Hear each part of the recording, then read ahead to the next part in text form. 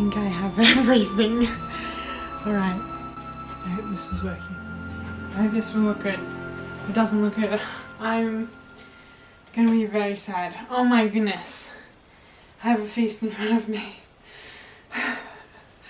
This is more food.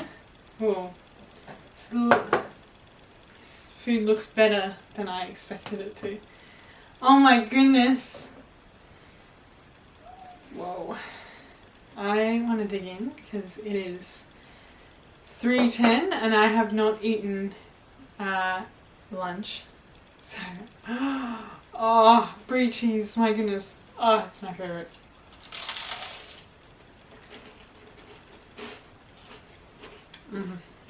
Wow, that was good. Okay. Hello. My name's Shikana. Nice to meet you. Today, if you couldn't tell already, I am going to be showing you, if I went to France, where would I go? I don't like my grammar there, but we're not going to worry about it too much. I really wanted to travel to France this year, but it didn't work out.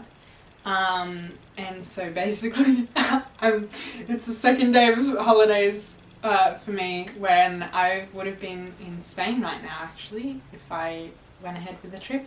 And that didn't happen. So I'm going to live vicariously through my phone, my computer, and my taste buds, and plan a trip to France. Or France. So if I went to France, most likely I'd probably touch down in Paris. And oh my goodness, where would I go first? I don't know if I would say to backpackers or what. I really have no idea. I'm gonna eat this. This is how much Coles doesn't care about authenticity. They literally called it a French stick. I don't know what's with that, but obviously there's the quintessential Paris things, like the Eiffel Tower and this Arc de... So yeah, obviously day in Paris, or two maybe, travel around, go to the Louvre, go to all these random things that you can see on the screen to go. I really don't know much about Paris, other than the basic, like, things that you expect. I just... oh my goodness. Like, this is crazy. What is this place? What? Okay, and I just want to say, I am an Australian, so, like, my view of this is obviously very basic white girl vibes. But also, not only that, is that in Australia, our oldest buildings are like 250 years old, if lucky. Like, not, they're under 250 years old, I should say, actually. And so because of that, that means that if I see anything older than 250 years, my mind is just completely blown, because I'm just so, it's just not a common thing here in Australia to see that sort of thing. I legitimately, like, I'm like, oh yeah, there's obviously things in Paris to do, but I'm like, other than the Eiffel Tower and the Louvre, I really don't know. I would love to maybe have a version of this, but in Paris. Even my brie cheese honours brie, it's got, the Eiffel Tower on it. It's not embarrassing at all. What is this place? Ooh, fun. Is it like a market? I love markets. Ooh, there's a church. Oh, okay. Another fascinating thing about going to Europe in general, not just like France, but like just seeing old churches, old Catholic churches and stuff. I think that's would be so interesting and fascinating. The next thing to do when in Paris, I feel like, is go to Versailles, my knowledge of Versailles, which I could be wrong, is that it was the palace of the previous kings of France. That's my assumption. And so I think I'm going to do a Google search. Royal residence. Okay, I know some facts. Look at me go. Like I said, I don't know much about Paris or Versailles or about French history. Part of the reason why I want to go there is to learn more about it and, yeah, just experience the place. It's a very famous place, and so there's like a lot that is talked about Paris and France that I'm like, okay, there's hype, show me, take me there. More than just going to Paris and discovering more about the history and the place and the people today, I would love to go to the French countryside. Now, about 3 years ago probably, a really long time ago now, during the lockdown, I started watching Chateau Diaries. And so I started watching Stephanie's vlog of her life in Chateau de la Lande, and again, probably butchering all the pronunciation of everything in this video. And so since then I have been interested in chateaus and going to France and seeing these old buildings. So she lives in, I think, like central France. I don't really know. So you can kind of see. I don't know if I would go to this particular chateau. I would love to be able to get in contact with and possibly volunteer there if I were to travel to France. But I really don't know if that would be a possibility. If it is, I mean, that'd be pretty cool. But yeah, I'm interested to just go to a random village and experience France. There's also a chateau here in Honfleur, and I don't know if I'd be able to visit, or I don't think I would be able to afford to stay at one of the chateaus who I watch the vlogs of. But if I could volunteer or something, either way, I would love to go to the I don't know how to pronounce it, Le Havre? No idea. Le, rather than La, Le Havre? I don't know. Either way, I'd love to go to this city and explore because it looks really pretty on their vlogs and stuff, and so I'd love to catch the train there and vibe. Oh my gosh. The other place I would go to if I went to France, whatever, is probably Mulhouse, which is somewhere here. It's near Switzerland and Germany. I think it's here. Yeah, at Mulhouse! Hey, I know where it is. My only reason for going to Mulhouse is I know people that are there. I don't really know much about Mulhouse at all, except oh my gosh. Is this place real? Is this place real? What the heck?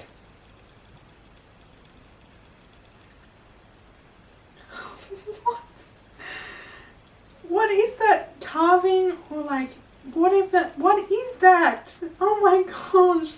And that church, what the heck? How does this place exist? Oh my goodness! This is like, oh my gosh! The day I step off a plane to Europe will be a blessed day. My goodness. Just insanity. I cannot believe that. What they told me is that because Mulhouse is so close to the German and Swiss border, that what some people do in Mulhouse is they live in Mulhouse in France because there is cheap housing in France. They work in Switzerland because they get paid well in Switzerland. They do their grocery shopping in Germany because groceries are cheaper in Germany.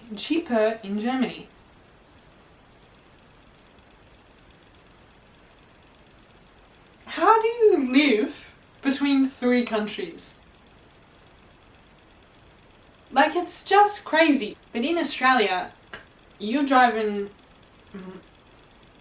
thousands of kilometers away to get from one side to the other.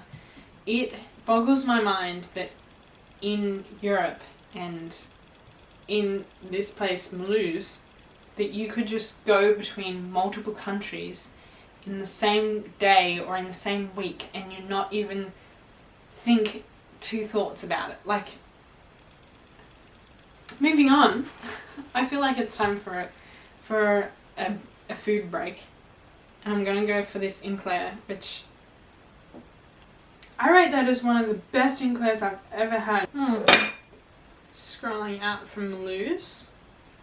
Where else would I go? I guess the obvious choice would be southern France, I guess. If we've gone Paris, Central. No, this doesn't make any logical sense. Okay. There's a place called Carcassonne? What the heck? What the heck? There's an actual place called Carcassonne? Okay, that is probably a butchering of the pronunciation. But there's a board game, Carcassonne, you know, like, oh my gosh. Are you telling me that there's an actual place that this board game is based off? This is literally... My mind is being blown. What the heck?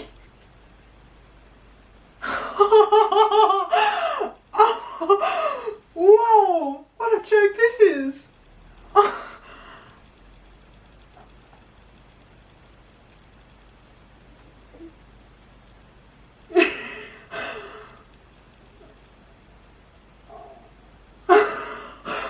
the heck? It looks exactly like the tiles.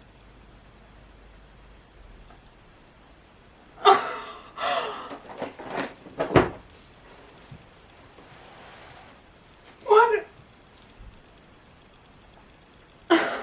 So let's move on from Carcassonne because love to go there, but for now I'll just be playing the board game. I think that's how. Now, the other place I could go to, or that I know about, more to the point, is Bordeaux. All I know about this region is that there is a chateau or 2, but also I feel like it's a winery region. I could be wrong.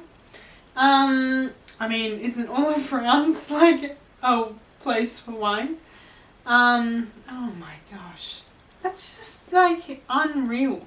Oh my, I'm just flabbergasted. I just don't know. Like, if I travelled to France, like, I don't know what I'll do with myself. I might just sit in a hotel, just like having to spend every second day in a hotel, just like absorbing everything I've seen, because I just think it'd be insane. Jumping over to Pinterest now to look at my pins. Okay, fairy tale town in Annecy, France. Town of Annecy in France. That's just crazy, man. I mean, have the whole thing. Okay, I'm very curious about the whole tipping thing. Is that a legitimate suggestion? Because in Australia we don't tip at all. I would love to see, that's the other thing, I'd love to see Europe in winter as well as summer. Obviously want to go in there in summer because otherwise might freeze to death. but the winter is also so fascinating. Yeah, that is the right word. Because I just can't imagine just a snow white world. Like, it's kind of insane. Like, legitimately, this looks like it's from a Disney movie. Like, it literally, that thing looks like the beginning of Disney films. But yeah, I just think like the concept of people just building fortresses for themselves and all that sort of thing. Like, yeah, they're cool to look at, right? Like, and it's amazing architecture.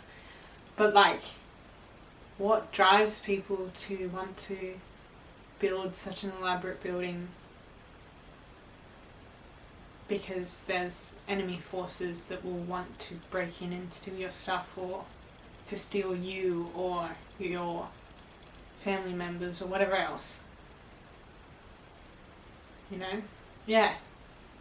Anyway, I think it would be fascinating, like, to try and understand that mindset.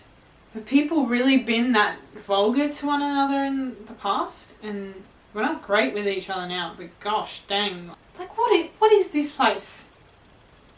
I'm having a serious conversation and then this random enchanted picture comes up in front of me. I just don't get it. I don't get it. How does this place exist? Interesting. Lyon, I assume is how you... It's like a photo I'd take with flowers like that and everything. Oh my goodness.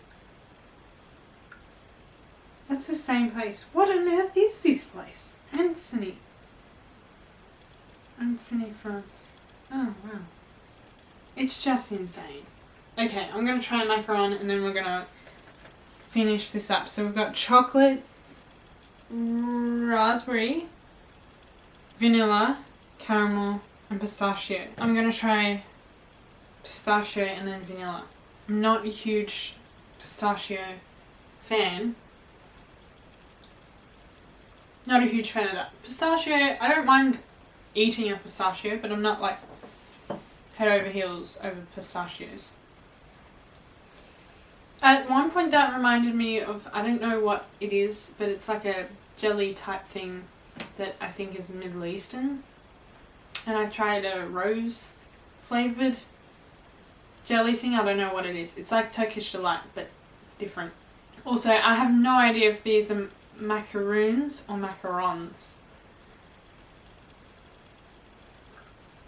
Anyway, I'm going to try the vanilla. It's such an interesting texture. Like, it's like a biscuit cake. That's so weird. Either way, I'm going to share those with my family later on. Oh my goodness, I can't miss this. Brie cheese. It just wins every time. With all that being eaten and said and done, I'm just so excited to go to France one day and eat the food and try the authentic stuff and go to places and just have my eyeballs mesmerized the entire time and to understand more about history of France and Europe in general, and to understand where the culture's at today and just enjoy it. I just want to go and visit a place that is different from my own and just enjoy it. I just want to vibe in another country. Literally take me anywhere and I'll vibe. But anyway, that's this video. I hope you enjoyed it.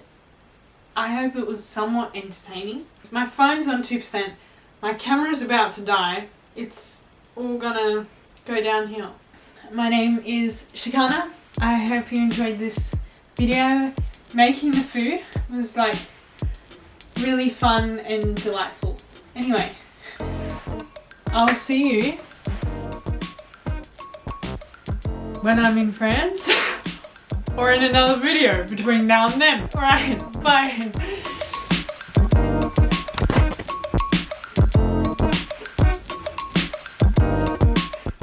so nice. I mean, look at me go with my nice food. Oh my goodness.